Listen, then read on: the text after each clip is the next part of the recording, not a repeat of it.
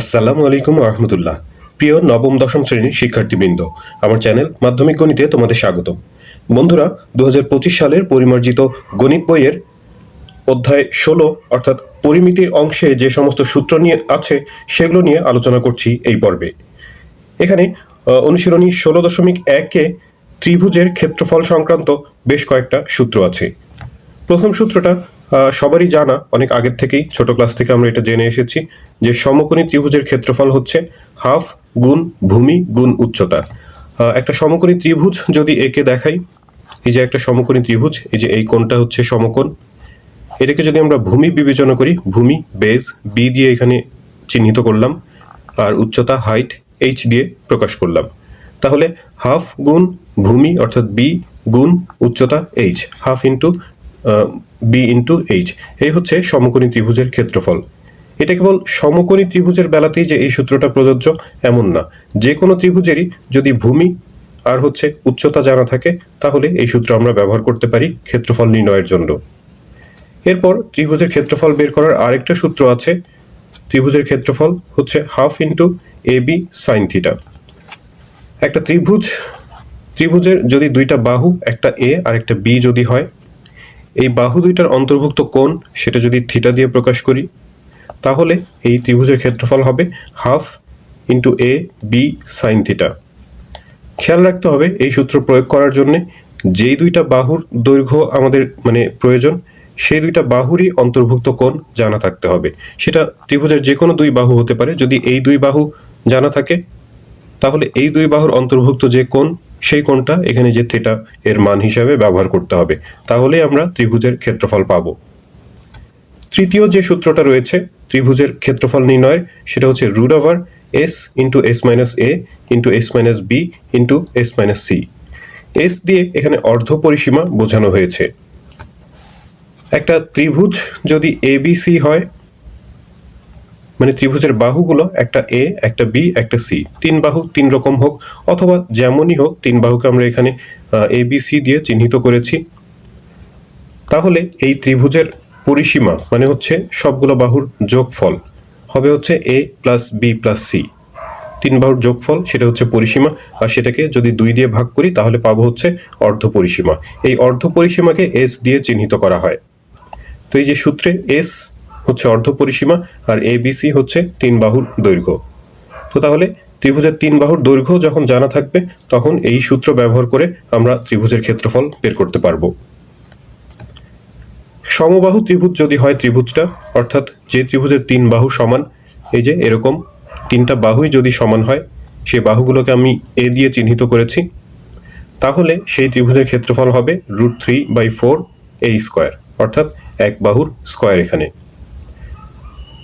আর ত্রিভুজটা যদি সমদ্বিবাহু ত্রিভুজ হয়, অর্থাৎ যে ত্রিভুজের দুইটা বাহু সমান, এমন একটা চিত্র এখানে দেখতে পাচ্ছ। এই যে এই বাহু আর এই বাহু সমান সমান সমান বাহু, এই দুইটা বাহুকে এ দিয়ে প্রকাশ করা হয়েছে, আর যেটা ভূমি অর্থাৎ অসমান বাহু যেটা, সেটাকে বি দিয়ে চিহ্নিত করা হয়েছে। তাহলে এইরকম সমদ্বিবাহু ত্রিভুজের ক্ষেত্রফলের সূত্র b/4, অর্থাৎ এই যে ভূমিকে 4 দিয়ে ভাগ, এরপর √4a² মাইনাস b²।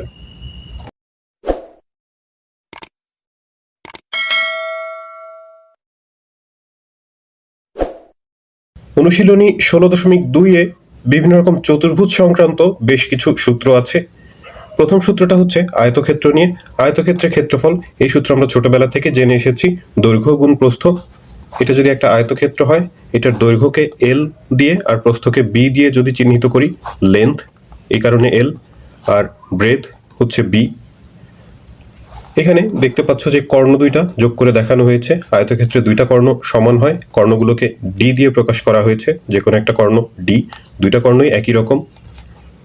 তো আয়তক্ষেত্রের ক্ষেত্রফল দৈর্ঘ্য গুণ প্রস্থ, এই সূত্র তো আমরা ছোটবেলা থেকেই জানি। আয়তক্ষেত্রের কর্ণের দৈর্ঘ্য, আয়তক্ষেত্রের বললাম যে দুইটা কর্ণই সমান হয়, যে কোনো একটা কর্ণ বের করতে গেলে এটা পিথাগোরাসের সূত্র ব্যবহার করে করতে পারি, কারণ আয়তক্ষেত্রের কোণ, প্রত্যেকটা কোণ হচ্ছে সমকোণ। তো পিথাগোরাসের সূত্র দিয়ে আমরা পাবো হচ্ছে যে d² = l² plus b²। D এর উপরকার স্কোয়ারটাকে যদি ডান পাশে নিয়ে যাই, যেহেতু আমরা কর্ণ বা ডি এর মান বের করব, তো সেটা এ পাশে এসে √ হবে, অর্থাৎ √l² প্লাস b²। এটা হচ্ছে আয়তক্ষেত্রের কর্ণের দৈর্ঘ্য, যেখানে এল আর বি হচ্ছে আয়তক্ষেত্রের দৈর্ঘ্য এবং প্রস্থ। বর্গের কথায় আসি। বর্গ কাকে বলে জানো নিশ্চয়ই, যে চতুর্ভুজের 4টা বাহুই সমান এবং প্রত্যেকটা কোণ হচ্ছে সমকোণ, সেটা হলো বর্গক্ষেত্র। তো বর্গের যেহেতু 4টা বাহু সমান, বাহুগুলোকে আমরা এ দিয়ে চিহ্নিত করলাম। বর্গের ক্ষেত্রেও কর্ণ দুইটা সমান হবে। কর্ণ এটা যদি ডি হয়, এই কর্ণটাও ডি হবে। বর্গের ক্ষেত্রফল আয়তক্ষেত্রের ক্ষেত্রফলের মতোই আসলে। আয়তক্ষেত্রের ক্ষেত্রফল দৈর্ঘ্য গুণ প্রস্থ, সেখানে দৈর্ঘ্য প্রস্থ দুইটা ভিন্ন মাত্রা হওয়ার কারণে এখানে দুইটা লেটার বা দুইটা অক্ষর আছে। কিন্তু বর্গের বেলাতে দৈর্ঘ্য প্রস্থ সবই তো সমান, অর্থাৎ এ ইন্টু এ লিখতে পারি, তার মানে এ স্কোয়ার। তো আসলে আয়তক্ষেত্রের সূত্র আর এই বর্গের সূত্র একই, তো সেটা বাহুগুলো সমান হওয়ার কারণে সেটা দেখতে শুধু ভিন্নতা। বর্গের কর্ণের দৈর্ঘ্য একইভাবে √/a² প্লাস a স্কোয়ার হবে, অর্থাৎ 2a স্কোয়ার। সেখানকার এর উপরকার স্কোয়ার আর রুট কেটে দিয়ে সেটাকে রুট থেকে যদি বাইরে নিয়ে আসি, √2a এমনটা হবে বর্গের কর্ণের দৈর্ঘ্য। তো এই বর্গের সূত্রগুলো, এগুলো এই আয়তক্ষেত্রের সূত্র মনে থাকলে এখান থেকে আমরা তৈরি করে নিতে পারি। এগুলোকে সবগুলোকেই যদি এ দিয়ে চিহ্নিত, মানে এ দিয়ে রিপ্লেস করো, তাহলেই বর্গের সূত্র পেয়ে যাবা। সামান্তরিকের ক্ষেত্রফল। সামান্তরিক যে চতুর্ভুজের হচ্ছে বিপরীত বাহুগুলো সমান এবং সমান্তরাল, সেটা হচ্ছে সামান্তরিক। তো সামান্তরিকের ক্ষেত্রফল বের করার জন্য দুই রকমের সূত্র আছে। একটা হচ্ছে যে যখন সামান্তরিকের একটা বাহু এবং উচ্চতা দেয়া থাকবে, এটাকে যদি আমরা ভূমি বিবেচনা করি, তাহলে এই ভূমির উপর উচ্চতা হচ্ছে এটা, ভূমি এখানে বি দিয়ে আর উচ্চতা এইচ দিয়ে চিহ্নিত করা হয়েছে। তাহলে সামান্তরিকের ক্ষেত্রফল হচ্ছে ভূমি গুণ উচ্চতা, অর্থাৎ BH। কি দিয়ে চিহ্নিত করলাম সেটা আসলে বড় বিষয় না, এখানে আমি কথায় ভূমি গুণ উচ্চতা লিখতে পারি, অথবা অন্য কোনো অক্ষর দিয়ে এটাকে সূচিত করতে পারি। তো সেটা আসলে বিষয় না, বিষয় হচ্ছে যে এখানে ভূমি আর উচ্চতা এই দুইটা গুণ করে সামান্তরিকের ক্ষেত্রফল পাওয়া যায়। কি দিয়ে চিহ্নিত করব সেটা আমার ব্যাপার। সামান্তরিকের ক্ষেত্রফলের যে আরেকটা সূত্র, যদি একটা কর্ণের দৈর্ঘ্য দেয়া থাকে সামান্তরিকের, আর যে কোনো একটা কৌণিক বিন্দু থেকে ওই কর্ণের উপরকার লম্ব বা উচ্চতার দেয়া থাকে, তাহলে এই কর্ণটা যদি ডি হয়, এই উচ্চতা এটা যদি এইচ হয়, উচ্চতা এটা এদিক থেকেও হতে পারে, যে কোনো একটা কৌণিক বিন্দু থেকে এই কর্ণের উপরকার লম্ব দূরত্ব। তো সেটা যদি এইচ দিয়ে সূচিত করি, তাহলে এই ডি আর এইচ, কর্ণের দৈর্ঘ্য আর এই দূরত্ব, এটা যদি গুণ করি DH, তাহলেও সামান্তরিকের ক্ষেত্রফল পাওয়া যায়। তারপরে আসি রম্বসের কথায়। রম্বস একটা বর্গক্ষেত্রকে যদি আমরা একটু বাঁকা করে দিই, কোণগুলো 90 ডিগ্রি না করে যদি 90 থেকে অন্য কোনো মানের কোণ আঁকি, তাহলে হচ্ছে রম্বস পেয়ে যাব। রম্বসের সবগুলো বাহুই সমান, আর দুইটা কর্ণ যেহেতু কোণ এখানে সমকোণ না, একটু বাঁকা ধরনের, তো এই কারণে কর্ণ দুইটা সমান হবে না। একটা কর্ণ যদি D1 হয়, অন্য কর্ণ আমরা D2 দিয়ে প্রকাশ করি। তো রম্বসের ক্ষেত্রফল জানার জন্য আমাদের এই কর্ণ দুইটার দৈর্ঘ্য জানা দরকার। যদি কর্ণের দৈর্ঘ্য জানা থাকে, অর্থাৎ D1 D2 এর মান জানা থাকে, তাহলে রম্বসের ক্ষেত্রফল বের করতে পারবো। রম্বসের ক্ষেত্রফলের সূত্র হচ্ছে half into D1 into D2। আরেক ধরনের চতুর্ভুজ আছে, একটু অপ্রচলিত, কিন্তু বেশ কিছু অঙ্ক আছে আমাদের বইতে এই ট্রাপিজিয়াম নিয়ে। ট্রাপিজিয়ামের ক্ষেত্রফল বের করতে গেলে ট্রাপিজিয়ামটা কি জিনিস সেটা আগে আমাদের জানা থাকতে হবে। ট্রাপিজিয়াম হচ্ছে এমন এক ধরনের চতুর্ভুজ যার এক জোড়া বিপরীত বাহু সমান্তরাল। এই যে এটাকে বি দিয়ে, আর এই যে বড় বাহু এটাকে এ দিয়ে প্রকাশ করা হয়েছে। এই এ আর বি, এই এক জোড়া বিপরীত বাহু সমান্তরাল। সেই সমান্তরাল বাহুগুলো এই পাশেও হতে পারে, যে পাশেই হোক না কেন, যে কোনো এক জোড়া বিপরীত বাহু সমান্তরাল থাকবে, তাহলেই সেটা হচ্ছে ট্রাপিজিয়াম। আর এই সমান্তরাল বাহুদ্বয়ের মধ্যবর্তী যে লম্ব দূরত্ব, সেটাকে এইচ দিয়ে এখানে আমি দেখিয়েছি। তো সমান্তরাল বাহু দুইটা যদি এ আর বি হয়, আর তাদের মধ্যবর্তী লম্ব দূরত্ব যদি এইচ হয়, তাহলে ট্রাপিজিয়ামের ক্ষেত্রফলের সূত্র হবে হাফ ইন্টু এ প্লাস বি ইন্টু এইচ, অর্থাৎ হাফ ইন্টু এই এ প্লাস বি মানে হচ্ছে সমান্তরাল বাহুদ্বয়ের সমষ্টি। তো সমান্তরাল বাহুদ্বয়ের সমষ্টির অর্ধেক বলতে পারি আমরা, তার সাথে উচ্চতা যদি গুণ করে দেই, তাহলেই ট্রাপিজিয়ামের ক্ষেত্রফল পাওয়া যাবে। 16.2-এ আরও দুইটা সূত্র আছে। সুষম বহুভুজের ক্ষেত্রফল। বহুভুজ 4টার থেকে বেশি বাহু হলে সেটাকে আমরা বহুভুজ বলি। এখানে যেমন আমি একটা ষড়ভুজ এঁকেছি, 6টা বাহু। তো সুষম বহুভুজ মানে হচ্ছে যার সবগুলো বাহু সমান।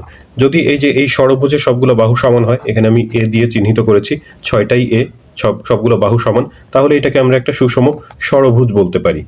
সেটা পঞ্চভুজ হতে পারে, ষড়ভুজ, সপ্তভুজ, অষ্টভুজ, মানে বাহুর সংখ্যা যে কোনো সংখ্যা বাহু হতে পারে, 4টার বেশি বাহুগুলো সবগুলো যদি সমান হয় তাহলে সেটাকেই আমরা সুষম বহুভুজ বলতে পারি। তো সুষম বহুভুজের যদি শুধু এক বাহুর দৈর্ঘ্য জানা থাকে তাহলেই আমরা হচ্ছে যে তার ক্ষেত্রফল বের করতে পারি। তার জন্য সূত্র NA² divided by 4 into cot 180 degree by n। এখানে n মানে হচ্ছে বাহুর সংখ্যা। যখন আমরা ষড়ভুজের ক্ষেত্রফল বের করব তখন বাহুর সংখ্যা হচ্ছে 6টা, অর্থাৎ n এর মান হবে 6। পঞ্চভুজ হলে n এর মান হবে 5, অষ্টভুজ হলে n এর মান হবে 8। এরকম যতগুলো বাহু সেই n এর মান দিয়ে সেই সংখ্যাটা আমরা প্রকাশ করব। আর a হচ্ছে বাহুর দৈর্ঘ্য। এখানে যে এই বাহুগুলোকে a দিয়ে প্রকাশ করেছি সেই বাহুর দৈর্ঘ্যটা জানা থাকলেই হচ্ছে ক্ষেত্রফল বের করা যাবে। এখানে যে আবার n আছে, n মানে হচ্ছে বাহুর সংখ্যা। 180কে সেই বাহুর সংখ্যা দিয়ে ভাগ করে যে মানটা পাওয়া যাবে cot সেটার মান, তার সাথে এই অংশ গুণ করে দিলেই হচ্ছে সুষম বহুভুজের ক্ষেত্রফল পাওয়া যাবে। আর এখানে আরও একটা সূত্র আছে, এই সূত্র দিয়ে প্রায়শই আমাদের MCQ থাকে, সুষম বহুভুজের শীর্ষকোণ নির্ণয় সূত্র। শীর্ষকোণ মানে এই যে চিত্রে দেখতে পাচ্ছ, এই যে এটা হচ্ছে শীর্ষকোণ বা এটা হচ্ছে শীর্ষকোণ। এরকম এই শীর্ষকোণ এগুলো প্রত্যেকটা একই সমান। এরকম যে কোনো একটা শীর্ষকোণ যদি আমরা বের করতে চাই সুষম বহুভুজের, তো তার জন্য সূত্র হচ্ছে 180 degree minus 360 degree by n।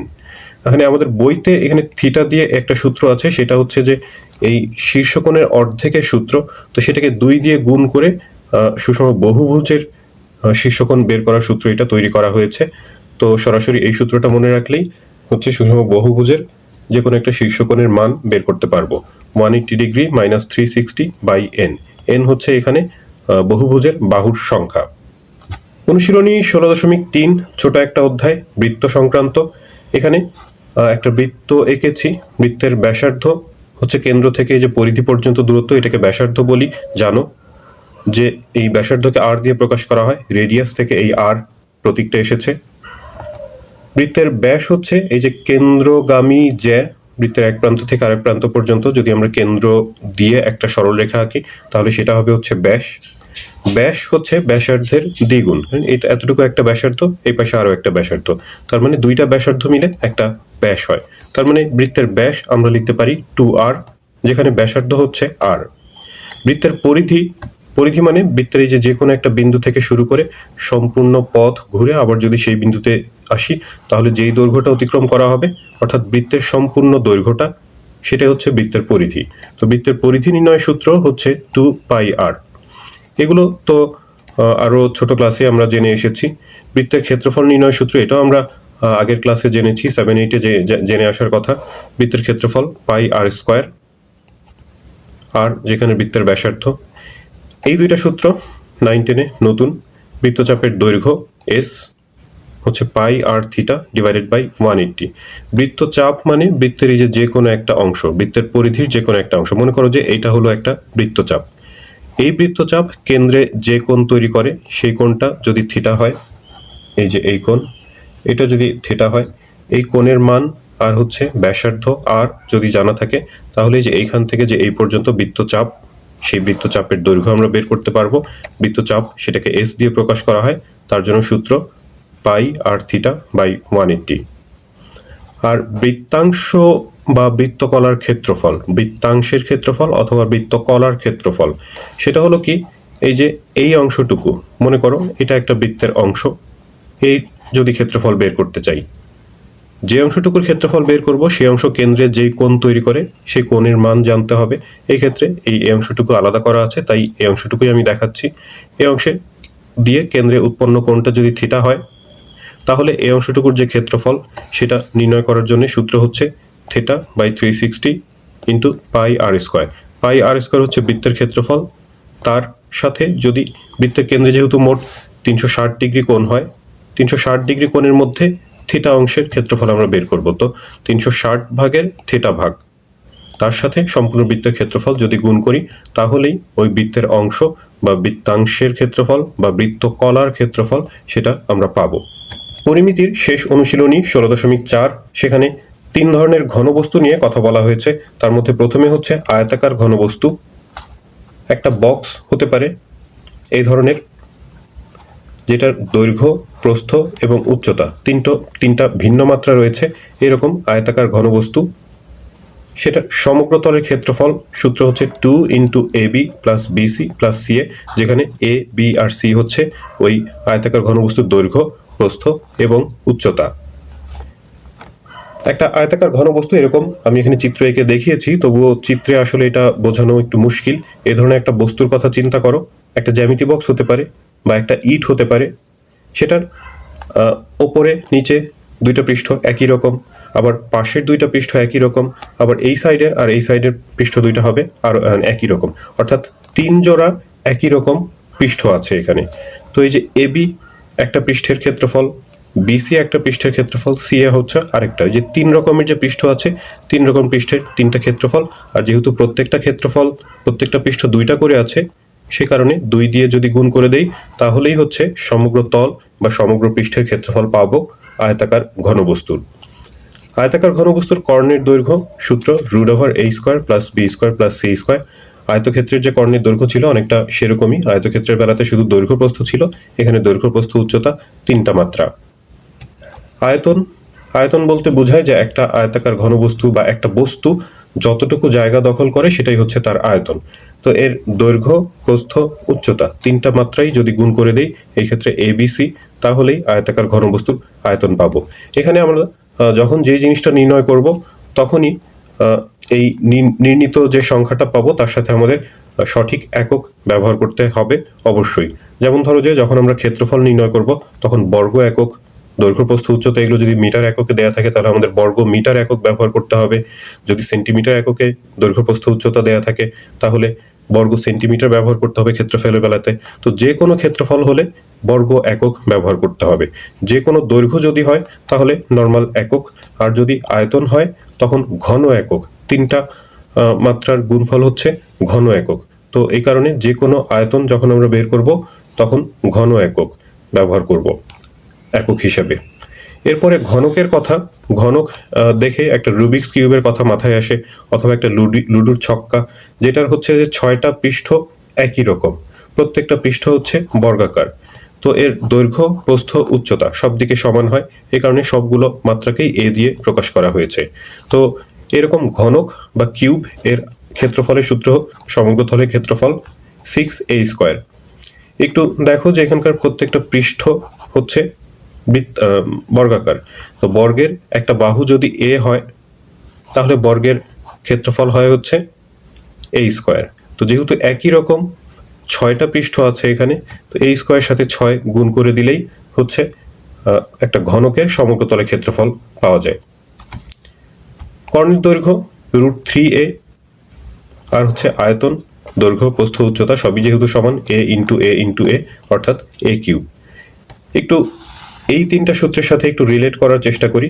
সমগ্র তলের ক্ষেত্রফল আয়তাকার ঘনবস্তুর, এখানে যদি আমরা সবগুলোই a দিয়ে দেই, a ইন্টু a, এখানেও a into a, a into a, তাহলে a² যোগ করলে হবে 3a², তার সাথে 2 গুণ করলেই 6a² হয়ে যাবে, তার মানে সমগ্র তলের ক্ষেত্রফল। তো এই সূত্র যদি মনে না থাকে তাহলে আমরা সেটা এই যে আয়তক্ষেত্রের আয়তাকার ঘনবস্তু সমগ্র তলের ক্ষেত্রফল আছে সেখান থেকে এটা তৈরি করে নিতে পারি। কর্ণের বেলাতেও সেই একই কথা, a² plus b² plus c², এর উপরে যে √ এখানে সবগুলোই যদি a হয় তাহলে ভেতরের অংশ যোগ করে 3a² হবে, রুট করলে 3 এর উপর রুট থেকে যাবে, আর a এর উপরকার রুট আর স্কোয়ার কাটা যাবে, অর্থাৎ বর্গের আয়তাকার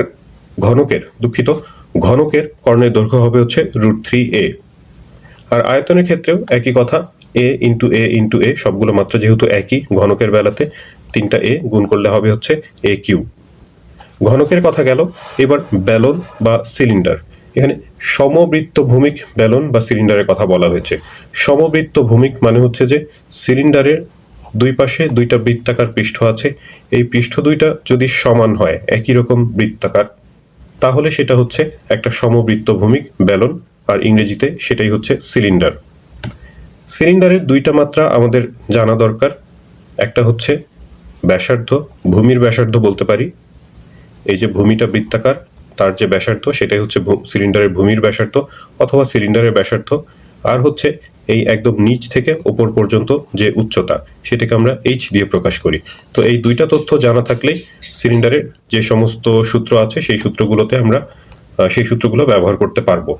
একটা সূত্র হচ্ছে বক্র পৃষ্ঠের ক্ষেত্রফল। সিলিন্ডারের যে চারপাশে যে বাঁকা যে পৃষ্ঠটা আছে, এই যে এই কলমটাই মনে করো, এই কলমের চার সাইডের যে পৃষ্ঠটা, সেটা হচ্ছে এর বক্রতল। তো এই বক্র পৃষ্ঠের ক্ষেত্রফল হচ্ছে 2πr/h।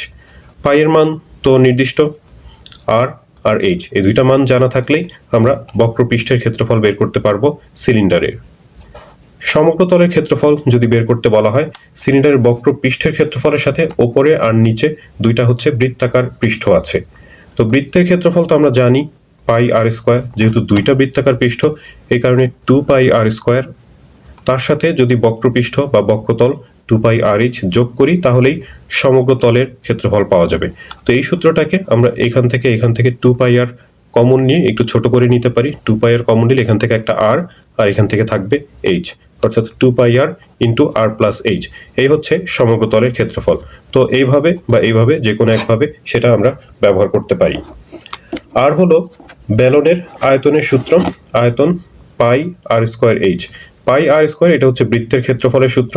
তার সাথে যদি আমরা h গুণ করে দেই সিলিন্ডারের উচ্চতা, তাহলেই সিলিন্ডারের আয়তন পাবো।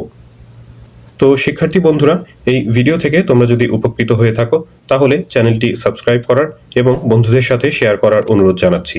তোমরা সবাই ভালো থাকবে, প্রার্থনা তোমাদের সবার জন্য। আল্লাহ হাফেজ।